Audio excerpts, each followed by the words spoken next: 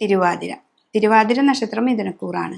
അപ്പോൾ ആ മിഥുനക്കൂറുകാരെ സംബന്ധിച്ച് ഇവർക്ക് 10ാം ഭാവത്തിൽ ശനീശ്വരൻ വരികയും ആ ലഗ്നത്തിൽ തന്നെ മെയ് മാസത്തോടു കൂടി വ്യാഴം വരികയും ചെയ്യും. അപ്പോൾ വ്യാഴം ഇത്ര നാൾ ഇവർക്ക് 12ാം ഭാവത്തിലായിരുന്നു. അതിൽ നിന്ന് ജന്മത്തിലെത്തി. ജന്മത്തിൽ വ്യാഴം വന്ന 12ൽ നിൽക്കുന്നേക്കാളും ഇത്തിരി കൂടി നല്ലതാണ് വരുന്നത്. പക്ഷെ ശനി നമുക്ക് കണ്ടകനായിട്ട് വരുന്നു. പക്ഷെ ശനീശ്വരനെ നന്നായിട്ട് പ്രാർത്ഥിക്കുക. ഏറ്റവും അടുത്തുള്ള വ്യാഴക്ഷേത്രത്തിൽ പോവുക. ജന്മത്തിലാണല്ലോ വ്യാഴം നിൽക്കുന്നത്. അപ്പോൾ ആ വ്യാഴക്ഷേത്രത്തിൽ പോവുക, നന്നായിട്ട് പ്രാർത്ഥിക്കുക. തിരുവാതിര നക്ഷത്രക്കാരെ സംബന്ധിച്ച് അവർക്ക് ഇത്രയും നാൾ 9ലായിരുന്ന ശനീശ്വരൻ കുറേ ജ്ഞാനത്തെയും നല്ല അറിവുകളെയൊക്കെ തന്നിരുന്നു.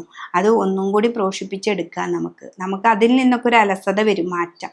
എന്താ വെച്ചിട്ടുണ്ടെങ്കിൽ ഇന്നതൊക്കെ മതി, പഠിച്ചതൊക്കെ മതി എന്നൊക്കെ ഒരു തോന്നൽ വരും. അതൊന്നല്ല, മുന്നിലേക്ക് നമ്മൾ അതിൻ്റെ പിന്നാലെ നടക്കണം. നമുക്ക് ഓരോ കാലഘട്ടത്തിൽ ശനി തരുന്ന ഓരോ അറിവുകളും നമ്മളത് എന്താണെന്ന് മനസ്സിലാക്കി മുന്നോട്ട് പോകണം.